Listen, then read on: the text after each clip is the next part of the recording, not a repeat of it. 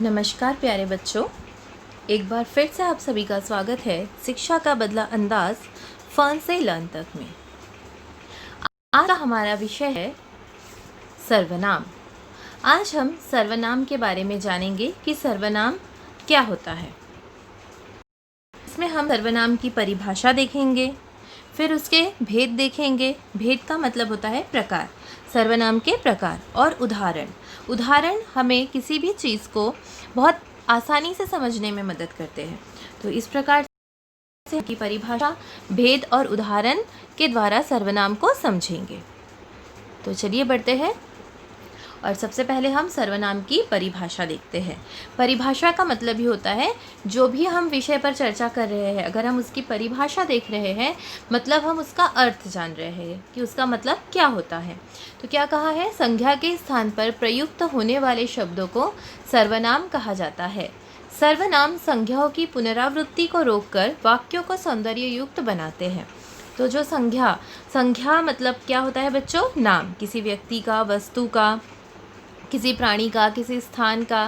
संज्ञा का हमने एक अलग से आपको वीडियो बनाकर भेजा है। तो संज्ञा मतलब किसी भी चीज़ का नाम। तो कोई भी नाम को हम बार बार ना दोहराते हुए हम उस नाम के स्थान पर हम जिस शब्द का उपयोग करते हैं उसे कहा जाता है सर्वनाम। और संज्ञा जो हम पुनरावृत्ति कर रहे हैं, कहा गया है पुनरावृत्ति का मतलब बार बार हम किसी परिच्छेद को अगर लिख रहे हैं, किसी व्यक्ति के बारे में, किसी वस्तु के बारे में या किसी प्राणी के बारे में या किसी स्थान के बारे में अगर आपसे कहा गया है कि लिखिए, तो बार बार हम संज्ञा का उपयोग करने की बजाय अगर हम संज्ञा के स्थान पर अगर हम सर्वनाम का उपयोग करते हैं तो वो वाक्य को ज़्यादा सौंदर्य प्रदान करते हैं, ज़्यादा अच्छा, उससे ज़्यादा अच्छा वाक्य जो है सर्वनाम के उपयोग से हमें दिखाई देता है। अब वो किस प्रकार से दिखाई देता है ये देखिए, मैं आपको उसके लिए एक उदाहरण भी आपको समझाती हूँ। जैसे यहाँ देखिए कि हमने जो है 5 वाक्य ऊपर लिखे हैं और 5 वाक्य यहाँ नीचे लिखे हैं। यहाँ पर जो है संज्ञा पेड़ पौधे, जिसे देखिए बोल्ड करके लिखा गया है, ज़्यादा उसके ऊपर संज्ञा यहाँ जो है पेड़ पौधे, उसको ज़्यादा डार्क करके यहाँ पर शो किया गया है कि पेड़ पौधे प्रकाश संश्लेषण की क्रिया के दरमियान ऑक्सीजन मुक्त करते हैं, पेड़ पौधे पर्यावरण को संतुलित करते हैं, पेड़ पौधे विभिन्न जीवों को आश्रय प्रदान करते हैं, पेड़ पौधे भूक्षरण को रोकते हैं, पेड़ पौधों से हमें फल फूल, दवाएं, इमारती लकड़ी आदि मिलते हैं।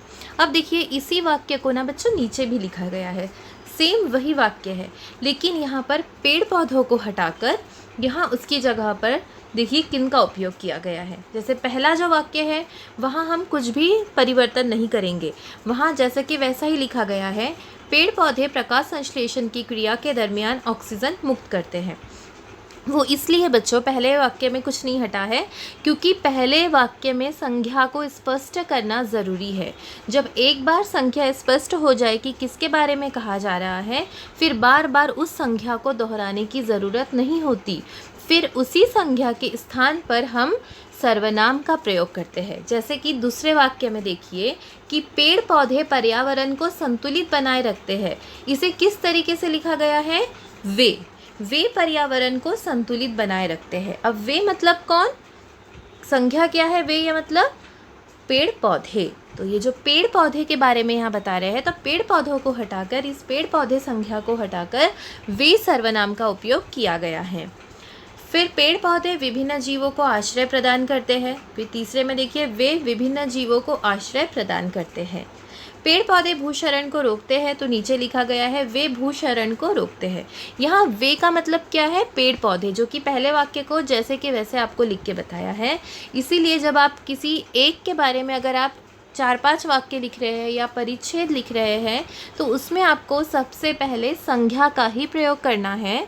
जब एक बार संज्ञा स्पष्ट हो जाए तो बार बार आपको संज्ञा का प्रयोग ना करते हुए उसके स्थान पर वे, उनसे, मैं, हम, तुम, इस प्रकार के जो शब्द होते हैं उससे सर्वनाम कहते हैं और इन सर्वनामों का हमें प्रयोग करना है।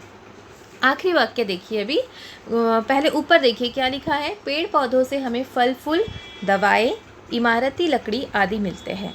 अब नीचे कैसे लिखा गया है, बार बार या दोबारा से पेड़ पौधे का को ना लिखते हुए क्या कहा गया है, उनसे। उनसे का ही मतलब यहाँ क्या है, संज्ञा किसके लिए उनसे, सर्वनाम जो है उनसे, ये किस संज्ञा के लिए प्रयोग में लाया गया है, ये पेड़ पौधे ये जो संज्ञा शब्द है, इस संज्ञा शब्द के लिए उनसे इस सर्वनाम का यहाँ उपयोग किया है। तो कुछ वाक्यों में वे का उपयोग किया है और एक आखिरी के वाक्य में उनसे का उपयोग किया गया है कि उनसे हमें फल फूल, इमारती लकड़ी, दवाई आदि मिलते हैं। तो इस प्रकार से ये जो बच्चों हमने यहाँ एक संज्ञा को जो हटाकर उसके बदले जो हमने दूसरे शब्दों का उपयोग किया है, वो शब्द ही कहलाते हैं सर्वनाम।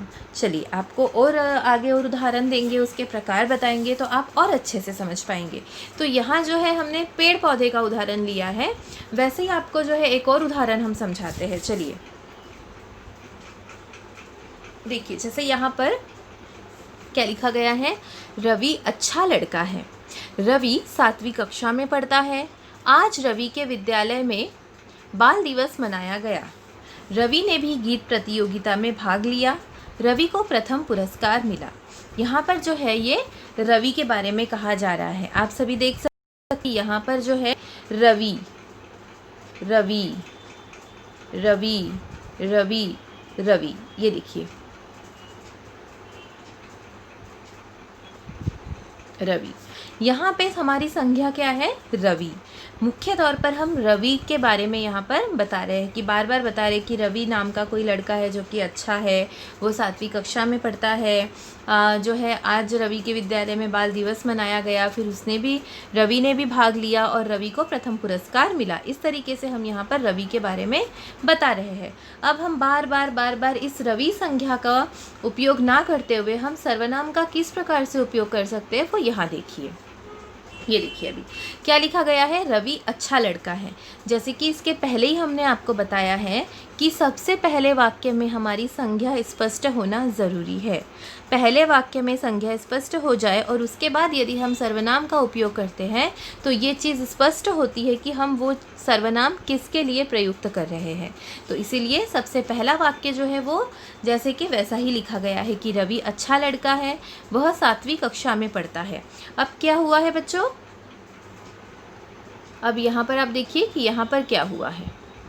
देखिए अब ये जो रवि है, उस रवि की जगह यहाँ पे हमने वह का उपयोग किया है कि वह 7वीं कक्षा में पढ़ता है। वह मतलब कौन, वह मतलब ही रवि। तो इस प्रकार से हमने रवि के लिए यहाँ जो सब शब्द प्रयुक्त किया है, रवि के नाम को छोड़कर, रवि संज्ञा को छोड़कर वह, तो ये हमारा यहाँ सर्वनाम है। तो वह 7वीं कक्षा में पढ़ता है। उसके बाद देखिए आज रवि के विद्यालय में बाल दिवस मनाया गया, तो उसके बदले हमने बाजू में क्या लिखा है कि आज उसके विद्यालय में। उसके मतलब किसके, रवि के ही। ये हमें समझ में आ रहा है क्योंकि हमने पहले ही संज्ञा का उपयोग कर दिया है। तो हमने यहाँ पर उसके इस सर्वनाम का प्रयोग किया है। फिर यहाँ देखिए कि रवि ने गीत प्रतियोगिता में भाग लिया, तो हमने यहाँ लिखा है उसने भी गीत प्रतियोगिता में भाग लिया। और रवि को प्रथम पुरस्कार मिला, तो यहाँ हमने लिखा उसे भी प्रथम पुरस्कार मिला। रवि को प्रथम पुरस्कार मिला, सॉरी उसे को नहीं, उसको। यहाँ पर जो है आपको उसको करना है।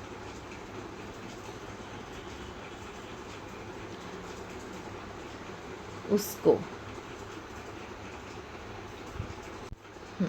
तो उसको प्रथम पुरस्कार मिला।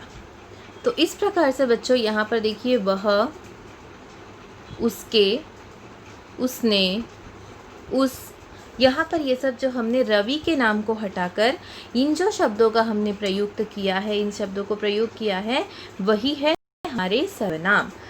तो यहाँ हमने संज्ञा शब्द को हटाकर, यहाँ जो रवि जो संज्ञा है, इस रवि संज्ञा को हटाकर हमने जो वह, उसके, उसने, उस, ये शब्द हमने उपयोग लाए हैं, उसे ही कहा जाता है सर्वनाम। अब आपको इस उदाहरण से सर्वनाम बहुत अच्छे से समझ में आ गया होगा। चलिए अब आगे देखते हैं क्या है, आगे सर्वनाम के प्रकार। देखिए सर्वनाम के कितने प्रकार दिख रहे हैं आपको, चलो गिनते हैं।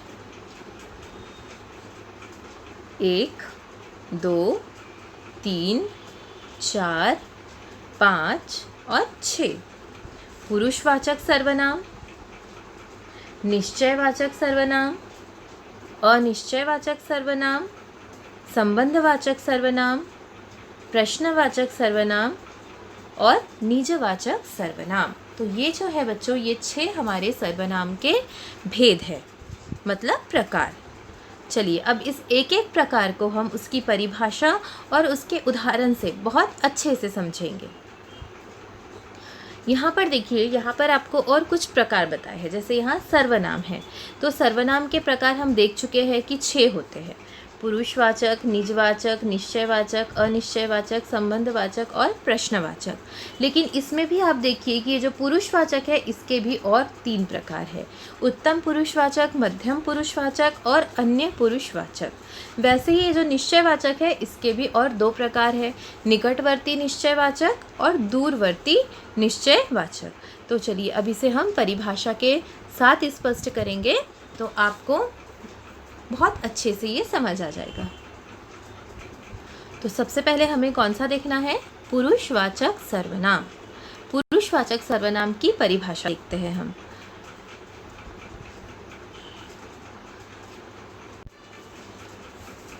जो सर्वनाम वक्ता, वक्ता का मतलब बोलने वाले, जो बोलता है उसे कहा जाता है वक्ता। जैसे कि इस समय मैं बोल रही हूँ तो मैं वक्ता।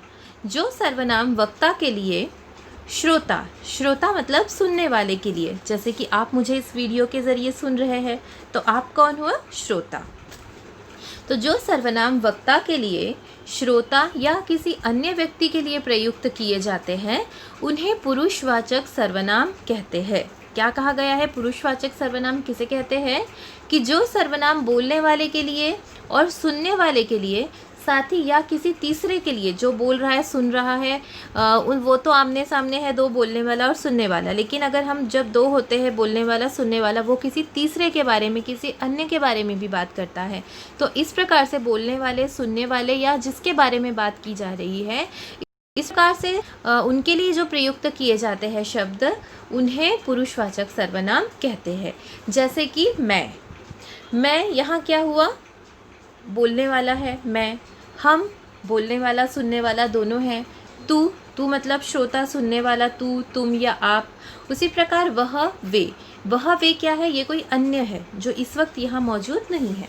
तो इस प्रकार से बोलने वाले, सुनने वाले और कोई अन्य, इनके लिए जो सर्वनाम शब्दों का उपयोग किया जाता है, उस प्रकार के सर्वनाम को पुरुषवाचक सर्वनाम के अंतर्गत माना जाता है।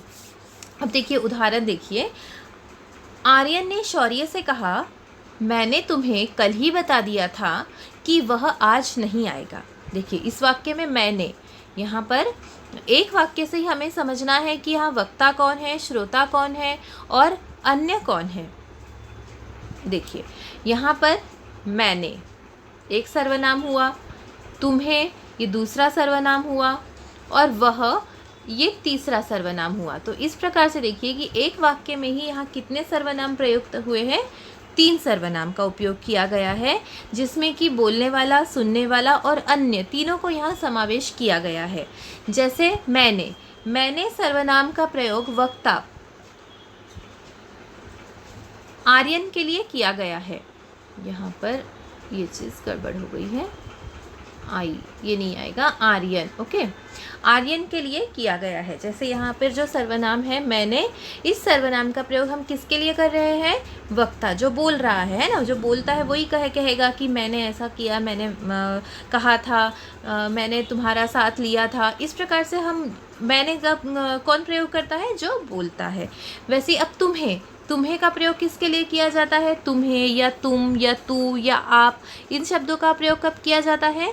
जब हम सामने वाले से बोलते हैं या जो हमें सुन रहा है, जो हमारा श्रोता है, यानी सुनने वाले के लिए।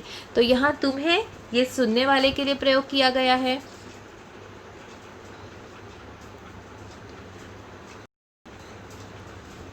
और फिर वह प्रयोग किसी अन्य व्यक्ति के लिए किया गया है जो वहाँ उपस्थित नहीं है और जिसके बारे में बात की जा रही है। तो इस प्रकार से ये जो सर्वनाम है जो कि वक्ता के लिए, श्रोता के लिए और किसी अन्य जो वहाँ मौजूद नहीं है लेकिन हम किसी तीसरे के बारे में भी बात कर रहे हैं, तो ये जो सर्वनाम होते हैं वो पुरुषवाचक सर्वनाम के अंतर्गत आते हैं।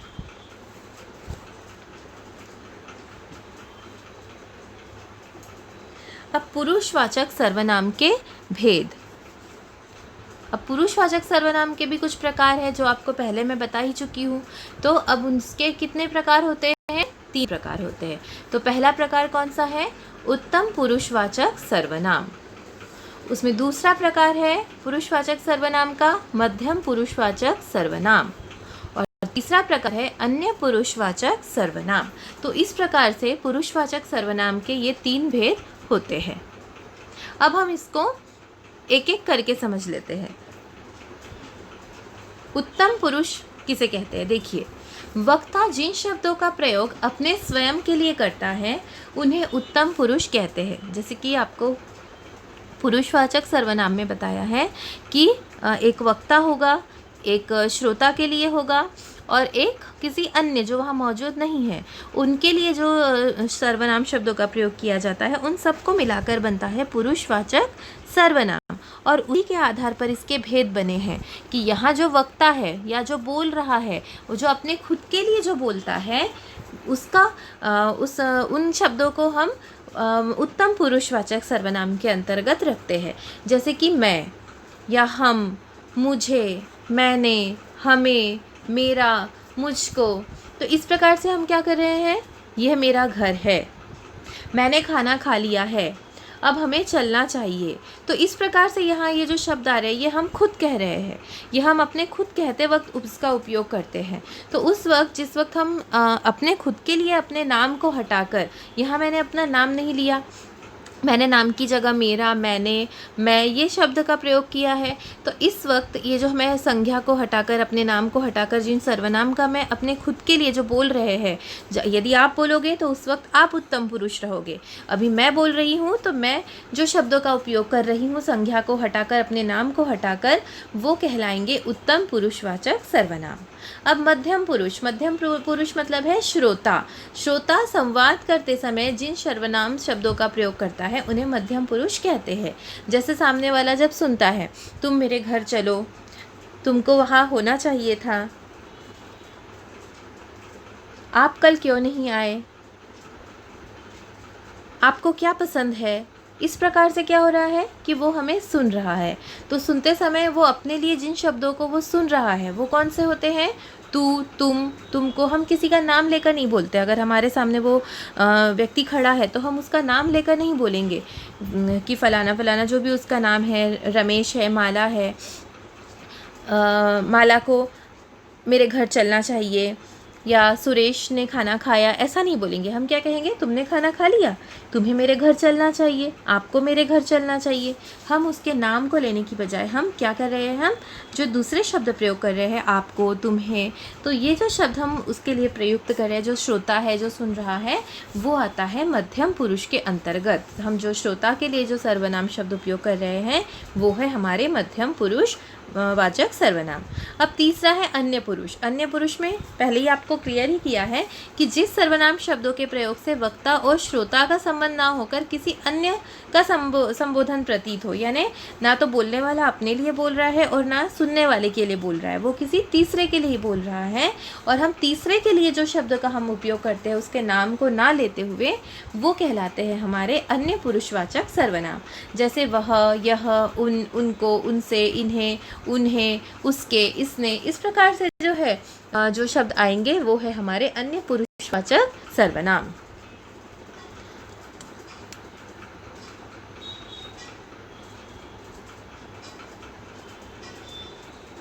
अब है सर्वनाम के प्रकार के अंतर्गत, सर्वनाम के भेद के अंतर्गत दूसरा प्रकार निश्चयवाचक सर्वनाम। देखिए, निश्चयवाचक सर्वनाम किसे कहते हैं? जिस सर्वनाम से किसी वस्तु या व्यक्ति अथवा पदार्थ के विषय में ठीक ठीक और निश्चित ज्ञान हो, निश्चयवाचक सर्वनाम कहलाता है। क्या कह रहे हैं कि ऐसा सर्वनाम, जो संज्ञा के बदले हम जो उपयोग कर रहे हैं शब्द, वो सर्वनाम है। तो ऐसा सर्वनाम जिससे हमें किसी पदार्थ के बारे में या किसी व्यक्ति के बारे में या किसी वस्तु के बारे में निश्चित रूप से पता होता है कि ये उसी के बारे में हम कह रहे हैं, उस समय वो होता है निश्चयवाचक सर्वनाम। इस सर्वनाम के अंतर्गत यह और वह आते हैं। यह निकट के लिए और वह दूर के लिए प्रयुक्त होते हैं। यहाँ पे दूर के बाद यहाँ पूर्ण विराम नहीं आएगा, वो गलती से दिया गया है। पूर्ण विराम वाक्य के पूर्ण होने पर ही आता है। तो आप लेखन करते समय इस चिन्ह के बारे में ध्यान रखोगे। इसे हमने यहाँ काटा है। तो ये जो सर्वनाम है निश्चयवाचक सर्वनाम, इसमें आपको बताया जैसे पुरुषवाचक सर्वनाम के 3 भेद है, वैसे ही निश्चयवाचक सर्वनाम के भी 2 भेद है, एक दूरवर्ती और एक निकटवर्ती। तो जो निकटवर्ती होता है उसमें हम यह का उपयोग करते हैं, और जो दूर के लिए होता है वो उसमें हम वह का उपयोग करते हैं। यह और वह पुरुषवाचक सर्वनाम भी है और निश्चयवाचक भी। देखिए यहाँ आपको एक चीज़ ध्यान में रखना है कि यह और वह जो है वो पुरुषवाचक सर्वनाम के अंतर्गत भी आते हैं और निश्चयवाचक सर्वनाम के अंतर्गत भी आते हैं। उदाहरणों और विश्लेषणों से हम देखेंगे इसे। आजकल यह कुछ नहीं खाता पीता है। वह एक बार फिर दौड़ प्रतियोगिता में दूसरे स्थान पर रहा। अब देखिए उक्त दोनों वाक्यों में यह और वह का प्रयोग पुरुषों के लिए होने के कारण दोनों पुरुषवाचक के अंतर्गत आएंगे। यहाँ देखिए क्या कहा गया है कि आजकल यह कुछ नहीं खाता पीता। यह हमें क्या इससे हमें क्या पता चल रहा है कि हम पर्टिकुलर किसी व्यक्ति के बारे में बोल रहे हैं ना। कुछ नहीं खाता पीता है, कोई व्यक्ति है, वो कोई लड़का लड़की कोई भी हो सकता है, कोई प्राणी भी हो सकता है कि वो कुछ नहीं खाता पीता है। तो यहाँ पर इस समय ये पुरुषवाचक है। वैसे ही देखिए वह एक बार फिर दौड़ प्रतियोगिता में दूसरे स्थान पर रहा। तो यहाँ पर दौड़ प्रतियोगिता में भी कोई भाग लेने वाला है जो, तो उसके बारे में भी जब हम कह रहे हैं तो वो भी क्या है, पुरुषवाचक सर्वनाम के अंतर्गत आएगा। तो अब नीचे देखिए यह गाय है, वह विलायती चूहा है। अब यहाँ पर जो हमारे पास खड़ी है तो हम यहाँ पे संज्ञा का भी उपयोग करे हैं हमने। यह गाय है, तो इस समय में वो हमारे पास खड़ी है इसलिए हमने उसे कहा कि यह गाय है। तो ऐसे परिस्थिति में ये जो है निकटवर्ती और निश्चयवाचक कि वो हमें प्राणी पता है कि वो प्राणी क्या है, निश्चित रूप से वो गाय ही है।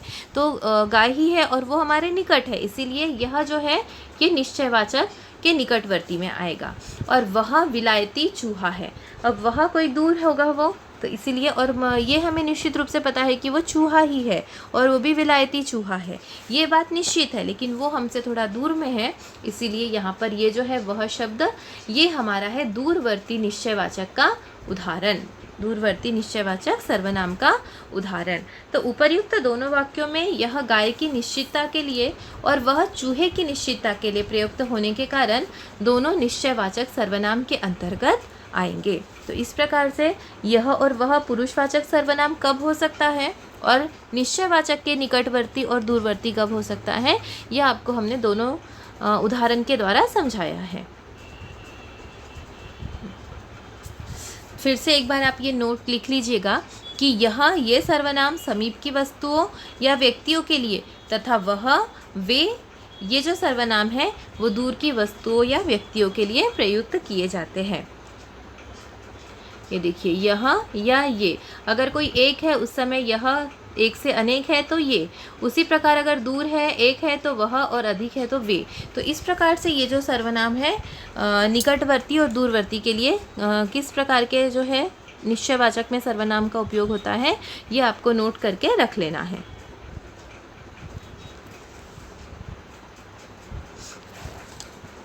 आगे अब तीसरा प्रकार देखना है अनिश्चयवाचक सर्वनाम। तो इसके पहले हमने एक देखा है पुरुषवाचक सर्वनाम जिसके 3 भेद देखे हैं, उत्तम पुरुष, मध्यम पुरुष और अन्य पुरुषवाचक सर्वनाम। फिर अभी दूसरा प्रकार हमने देखा निश्चयवाचक सर्वनाम जिसके फिर से 2 भेद थे, निकटवर्ती और दूरवर्ती। अब यहाँ जो हम देख रहे हैं अब हमें सिर्फ इसका ये एक ही प्रकार है, इसमें और कोई इसके उप प्रकार नहीं देखने हैं। तो अनिश्चयवाचक सर्वनाम किसे कहते हैं, ये देखिए, जिन सर्वनाम शब्दों से किसी वस्तु, व्यक्ति, स्थान आदि की निश्चितता का बोध नहीं होता वे अनिश्चयवाचक सर्वनाम कहलाते हैं। इस सर्वनाम के अंतर्गत कोई, कुछ, किसी आते हैं। तो जिस प्रकार बच्चों निश्चयवाचक सर्वनाम में क्या था कि हम निश्चित रूप से कह पाते थे कि हाँ पर्टिकुलर ये वही है, लेकिन अनिश्चयवाचक में ऐसा नहीं होता है।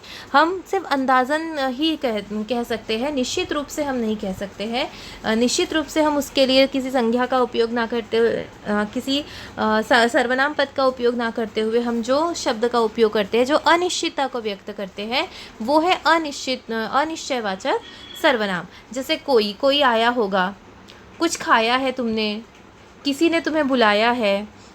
यहाँ पर कोई आया है, कोई से यहाँ निश्चित रूप से नहीं पता है कि कौन आया है ना। क्या तुमने कुछ खाया? कुछ यहाँ कुछ भी हो सकता है, खाना हो सकता है, कुछ चॉकलेट हो सकती है, कुछ ब्रेड हो सकता है, कुछ भी हो सकता है। पर्टिकुलर किसी एक चीज़ के बारे में नहीं बताया गया है ना। तुम्हें किसी ने बुलाया है, अब किसी में भी किसने बुलाया है ये भी निश्चित से नहीं पता है। तो इस प्रकार से जब शब्द आते हैं तो वो निश्चित नहीं होते हैं। इन सब शब्दों से जो है बात साफ नहीं होती है कि पर्टिकुलर किसके बारे में कहा गया है। उस समय ये होते हैं अनिश्चयवाचक सर्वनाम। जैसे इसके उदाहरण देखिए, द्वार पर कोई खड़ा है। द्वार पर कोई खड़ा है, कौन खड़ा है ये यहाँ निश्चित रूप से नहीं पता है। पहले कुछ खा लो, कुछ खा लो, क्या खा लो ये स्पष्ट नहीं हो रहा है, इसलिए भी अनिश्चयवाचक सर्वनाम। तीसरे वाक्य में तुम्हारे लिए किसी का फ़ोन है, किसी का फ़ोन है ना, यहाँ एक क्लियर नहीं हुआ है, साफ नहीं हुआ है कि तुम्हारे लिए मम्मी का ही फ़ोन है, तुम्हारे लिए तुम्हारी बहन का फ़ोन है। यहाँ स्पष्ट नहीं है, किसी का भी फ़ोन हो सकता है, पता नहीं कौन है, अजनबी है, पहचान का है, पता नहीं कौन है। तो ऐसे समय में जब आपको ये स्पष्ट नहीं है कि कौन है, क्या है, तो उस समय में वो होते हैं अनिश्चयवाचक सर्वनाम। तो ये रहे इसके 3 उदाहरण। अब अनिश्चयवाचक सर्वनाम के कुछ और उदाहरण देखिए। मुझे कुछ खाना है, मेरे खाने में कुछ गिर गया, मुझे बाजार से कुछ लाना है, कोई आ रहा है, मुझे कोई नज़र आ रहा है, मुझे किसी की आवाज़ सुनाई दे रही है, और आखिरी वाक्य मैं कुछ फल लाया हूँ। तो यहाँ ये जो वाक्य है कुछ, कोई, यहाँ पर इस प्रकार के जो शब्द आए हैं ये अनिश्चितता का बोध कराते हैं हमें। इनसे कोई भी बात साफ नहीं हो रही है कि पर्टिकुलर क्या है, किसके लिए है, कौन है, ये स्पष्ट रूप से नहीं कहा गया है। तो ऐसे समय में वो होते हैं अनिश्चयवाचक सर्वनाम। देखिए जैसे एक और उदाहरण, रमेश बाजार से कुछ लाया था। यहाँ कहा है रमेश बाजार से कुछ लाया था। अब ऊपर दिए गए वाक्य से हमें पता चल रहा है कि रमेश बाजार से कुछ लाया था, लेकिन हमें इस बात की निश्चितता नहीं हो रही है कि वह क्या लाया था। वह बाजार से फल भी ला सकता है, सब्जियाँ भी, या कोई और सामान जैसे कपड़े, खाना आदि। यहाँ जो है विराम देंगे यहाँ पर। हाँ, तो क्या कहा गया है कि वह बाज़ार से कुछ लाया है। जैसे कि आपको बताया है कि यहाँ साफ नहीं होता है कुछ, किसी, कौन, कोई, सॉरी कौन नहीं, किसी, कोई, कुछ। इन शब्दों से क्या होता है कि स्पष्ट नहीं हो पाती है कोई बात। जैसे यहाँ रमेश कुछ लाया था, अब कुछ लाया था में वो क्या लाया था, वो फल लाया था, वो सब्जी लाया था, वो कपड़े लाया था, वो चॉकलेट लाया था, वो कोल्ड ड्रिंक लाया था, वो क्या लाया था, ये स्पष्ट नहीं हो रहा है। तो ऐसे समय में जो है हम सिर्फ अंदाज़ा ही कर पा रहे हैं कि रमेश कुछ लाया था। तो यहाँ संज्ञा के स्थान पर ये जो कुछ शब्द का प्रयोग किया गया है, यहाँ पर ये निश्चित रूप से प्रकट नहीं कर रहे कि वह क्या लेकर आया था, इसीलिए यहाँ पर ये क्या है, अनिश्चयवाचक सर्वनाम। इसलिए जो कुछ, कोई, किसी, ये जो शब्द होते हैं ये अनिश्चयवाचक सर्वनाम की श्रेणी में आते हैं। चलिए अब जो है हम इसका अगला प्रकार देखते हैं। सर्वनाम का अगला प्रकार है संबंधवाचक सर्वनाम। संबंध, देखिए संबंध से ही यहाँ स्पष्ट हो रहा है कि जिस सर्वनाम शब्दों का प्रयोग किसी वस्तु या व्यक्ति का संबंध बताने के लिए किया जाता है उसे संबंधवाचक सर्वनाम कहते हैं।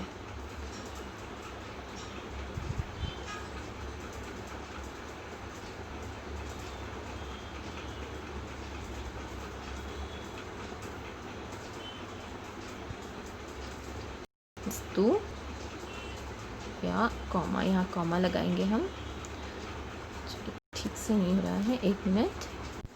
हाँ, देखिए फिर से एक बार देखिए कि जिन सर्वनाम शब्दों का प्रयोग किसी वस्तु या व्यक्ति का संबंध बताने के लिए किया जाए वे संबंधवाचक सर्वनाम कहलाते हैं।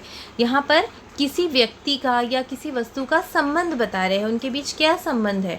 तो जिन शब्दों से हमें संबंध का पता चलता है वो हमारे होते हैं संबंधवाचक सर्वनाम।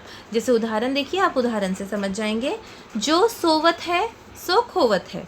यहाँ जो और सो, जो सो जाता है वो खोता है कहा जा रहा है। तो यहाँ जो और सो ये क्या है, वो एक दूसरे से ही रिलेटेड है, एक दूसरे के बारे में ही वो बता रहे हैं। इसीलिए यहाँ पर जो और सो ये क्या है, संबंधवाचक सर्वनाम। दूसरा उदाहरण देखिए, जो जागेगा वो पावेगा। तो यहाँ पर भी जागने वाला जो है वो क्या करेगा, वो पाएगा। तो यहाँ पर जागने और पाने का संबंध जिन शब्दों से हो रहा है, दो और वो, तो ये हमारे संबंधवाचक सर्वनाम है। तीसरा देखिए, जैसी करनी वैसी भरनी। यहाँ करनी और भरनी का संबंध बता रहे हैं, किन शब्दों से, जैसी और वैसी से। तो यहाँ हमारा जैसी और वैसी ये हमारा संबंधवाचक सर्वनाम है। चौथा प्रकार, जिसकी लाठी उसकी भैंस। तो लाठी और भैंस के बीच क्या संबंध बता रहे हैं कि जिसकी लाठी है उसकी भैंस है। तो यहाँ पर जिसकी और उसकी इन शब्दों से संबंध जो है दर्शाया गया है, इसीलिए ये यहाँ पर ये संबंधवाचक सर्वनाम है। तो इस प्रकार से ये रहे संबंध दर्शाने वाले संबंधवाचक सर्वनाम। अब आगे देखिए, संबंधवाचक सर्वनाम के हम कुछ और उदाहरण देख लेते हैं। जितना काम करोगे उतनी पगार मिलेगी। तो यहाँ पर काम का संबंध जो है वो पगार से है। यहाँ काम का संबंध पगार से किन शब्दों के द्वारा बता रहे हैं, जितना और उतनी, है ना। जितना काम करोगे उतनी पगार मिलेगी, तो काम के अनुसार पगार मिलेगी, जितनी उतनी। यहाँ पर जो शब्द है जितना उतनी, यहाँ पर इनका संबंध जितना और उतनी से हो रहा है, इसलिए जितना और उतनी ये शब्द जो है ये संबंधवाचक सर्वनाम के उदाहरण है। अब दूसरा है, जो बच्चे परिश्रम करते हैं वो सफल होते हैं। तो यहाँ पर जो बच्चे परिश्रम के बारे में बताया है कि परिश्रम और सफलता किस प्रकार से संबंध बता रही है, जो शब्दों से, जो और वो से। यह वही लड़का है जो घर आया था। तो यहाँ पर लड़के का संबंध जो, यह और जो इन शब्दों से दिखाया गया है। यह वही पुस्तक है जो मुझे मिल नहीं रही थी। यहाँ जो है मिल 2 बार लिख गया है। देखिए, यह वही पुस्तक है जो मुझे मिल नहीं रही थी। यहाँ पर ये जो है इसे आपको क्रॉस करना है। यह वही पुस्तक है जो मुझे मिल नहीं रही थी। पुस्तक और मिलने का संबंध यहाँ और जो से स्पष्ट हुआ है। आगे देखिए, जो बच्चे मेहनत नहीं करेंगे वे फेल हो जाएंगे। तो यहाँ पर मेहनत और फेल को जो है जो और वे से यहाँ स्पष्ट किया गया है, उनका संबंध बताया गया है, इसलिए यहाँ पर जो और वे ये संबंधवाचक सर्वनाम है। हाँ, तो इस प्रकार से यहाँ जो चौथा उदाहरण है उसमें आप थोड़ा ध्यान देंगे कि यह वही पुस्तक है जो मुझे नहीं मिल रही थी, या ऐसा भी लिख सकते हैं, यह वही पुस्तक है जो मुझे मिल नहीं रही थी। तो आपको किसी भी एक मिल को काटना है। तो इस प्रकार से बच्चों यहाँ ये जो शब्द है किस प्रकार से ये संबंध बता रहे हैं ये आप समझ गए होंगे। तो ये है हमारा अगला प्रकार संबंधवाचक सर्वनाम। अब आगे और बढ़ते हैं और जो है 5वां प्रकार उसे देखते हैं, प्रश्नवाचक सर्वनाम। अब प्रश्नवाचक सर्वनाम किसे कहते हैं, देखिए, जिस सर्वनाम से किसी प्रश्न का बोध होता है उसे प्रश्नवाचक सर्वनाम कहते हैं। प्रश्न तो आप सभी जानते ही हो, है ना। तो जो वाक्य में हमें लगता है कि यहाँ प्रश्न है और किस शब्द की वजह से प्रश्न बनता है ये आप सभी जानते हो। तो इस प्रकार के शब्द जिसमें आते हैं वो होते हैं हमारे प्रश्नवाचक सर्वनाम। जैसे देखिए, तुम कौन हो, यहाँ पर प्रश्न किस शब्द से बना है, किस शब्द के कारण यहाँ एक प्रश्न तैयार हो गया है, कौन, है ना। तो हम बताएंगे, उत्तर देंगे कि मैं ये हूँ, मैं वो हूँ, है ना। आगे तुम्हें क्या चाहिए, क्या, ये जो क्या शब्द है, तो ये क्या, इसका उत्तर हमें देना होगा कि हमें ये चाहिए वो चाहिए, ये हमारा उत्तर होगा। तो यहाँ कौन, क्या, इनकी वजह से क्या हो रहा है कि प्रश्न तैयार हो गए हैं।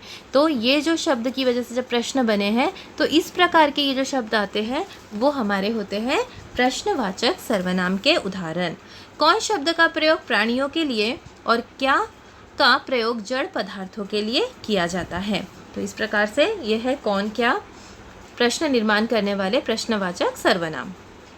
आगे इसके कुछ उदाहरण देखिए, तुम क्या कर रहे हो, क्या राम पास हो गया, मास्टर जी का क्या नाम है, वहाँ कौन खड़ा है, यह काम कैसे हुआ। तो यहाँ क्या, कौन, कैसे आदि सर्वनाम जो शब्द है ये प्रश्नवाचक सर्वनाम के उदाहरण हैं। अब अगला प्रकार देखिए, निजवाचक सर्वनाम। वह सार्वनामिक शब्द जो स्वयं के लिए प्रयुक्त करते हैं। स्वयं के लिए मतलब खुद के लिए, जैसे आप, अपना आदि, जिससे स्वयं का बोध हो, वह निजवाचक कहलाते हैं। निज का मतलब होता है हमारे खुद के लिए। जैसे देखिए, जो सर्वनाम तीनों पुरुषों में, उत्तम पुरुष हो चाहे मध्यम पुरुष हो या अन्य पुरुषों में, निजत्व का बोध कराता है उसे निजवाचक सर्वनाम कहते हैं। जैसे मैं खुद लिख लूँगा, यहाँ क्या कह रहे, मैं का ही संबंध हम क्या करें, खुद से बता रहे हैं कि मैं खुद ही कर लूँगा, है ना। तो उस समय हम अपना काम खुद ही कर रहे हैं, मतलब वो निजता को व्यक्त कर रहा है, निज है यहाँ पर भाव आ रहा है, तो इसीलिए यहाँ ये है निजवाचक सर्वनाम। आगे उदाहरण, तुम अपने आप चले जाना। अपने और आप यानी तुम खुद ही कह रहे कि तुम अपने आप ही काम कर लेना। तुम्हें वो काम कैसे करना है, अपने आप करना है, मतलब तुम्हारे द्वारा ही करना है। तो दोनों भी क्या है, एक ही है, तुम और अपने आप, वो एक ही व्यक्ति से जुड़ा हुआ है, मतलब वहाँ पर भी वो नीचता का भाव व्यक्त कर रहा है, नीचता का ही संबंध बता रहा है। तो ऐसे परिस्थिति में यह है निजवाचक सर्वनाम। वह स्वयं गाड़ी चला सकता है। वह स्वयं मतलब हम किसी अन्य के बारे में हम यहाँ बोल रहे हैं, है ना, कि वह खुद ही गाड़ी चला सकता है। तो यहाँ पर आप देखिए, अगर ये उदाहरण हम ध्यान से देखते हैं तो देखिए, ये जो है ये पहला उदाहरण है, ये यहाँ से ये दूसरा उदाहरण है और यहाँ से ये तीसरा उदाहरण है। तो मैं यहाँ उत्तम पुरुष है, तुम यहाँ मध्यम पुरुष है, और वह किसी अन्य के बारे में हम बोल रहे हैं, वो हमारा अन्य पुरुष है। तो हम इन तीनों ही पुरुषवाचक सर्वनाम के प्रकार में ये निजवाचक सर्वनाम का प्रयोग कर सकते हैं। पहले मैं खुद कार्य कर सकती हूँ बताया गया है, दूसरे में तुम खुद कर लेना, और तीसरे में हम अन्य के बारे में ही बता रहे हैं कि वो खुद ही जो है वो गाड़ी चला सकती है, वह स्वयं गाड़ी चला सकती है, यानी वो खुद उसके बारे में हम बोल रहे हैं। तो इस प्रकार से ये जो है तीनों ही रूपों में ये निजवाचक सर्वनाम का उपयोग हो सकता है। उपर्युक्त वाक्यों में खुद, अपने आप और स्वयं शब्द निजवाचक सर्वनाम है। तो ऊपर जो वाक्य दिए गए हैं यहाँ पर,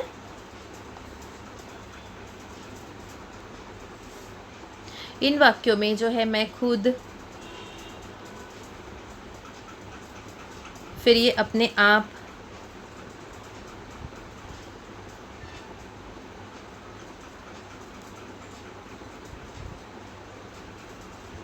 अपने आप, और यहाँ पर ये स्वयं, ये जो है ये शब्द, इस प्रकार के जो शब्द आ रहे हैं ये हमारे निजवाचक सर्वनाम के उदाहरण हैं।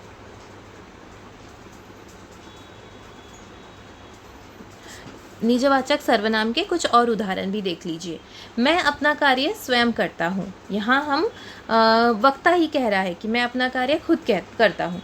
मेरी माता भोजन अपने आप बनाती है, यहाँ हम माता के बारे में बता रहे हैं किसी को, वो अन्य की श्रेणी में आएंगे, क्योंकि माता यहाँ है नहीं, हम माता के बारे में हम बता रहे हैं कि मेरी माता भोजन अपने आप बनाती है।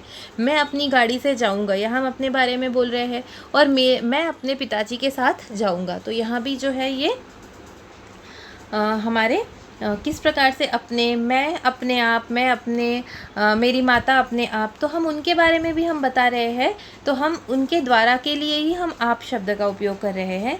तो इस प्रकार से ये आप, अपना, अपनी, स्वयं, खुद, इस प्रकार के ये जो शब्द अगर आते हैं तो वो होते हैं हमारे निजवाचक सर्वनाम। अब विशेष आपको यहाँ ध्यान रखना है कि आप सर्वनाम शब्द का प्रयोग आदर सूचक मध्यम पुरुषवाचक सर्वनाम के लिए भी किया जाता है। जैसे आप कब आए, यहाँ हम मध्यम पुरुष, मध्यम पुरुष का मतलब हम जिससे बोल रहे हैं, तो हम उनसे बोलते समय यानी जो श्रोता है, वक्ता श्रोता को कह रहा है कि आप कब आए हैं, तो आप शब्द जब हमने यहाँ किया है तब उस समय वो हमारे मध्यम पुरुषवाचक या पुरुषवाचक सर्वनाम कहलाएंगे। लेकिन यहाँ देखिए, वह आप चला गया, यानी वह आप, वह भी है और आप भी है, यहाँ पर दो सर्वनाम भी यहाँ बता रहे हैं, और वह अपने आप ही चला गया है, तो उसने अपना कार्य अपने आप ही कर लिया है, इसलिए यहाँ पर ये निजवाचक सर्वनाम है। तो इस प्रकार से ये रहे हमारे सर्वनाम। सर्वनाम के भेद और उसके उदाहरण।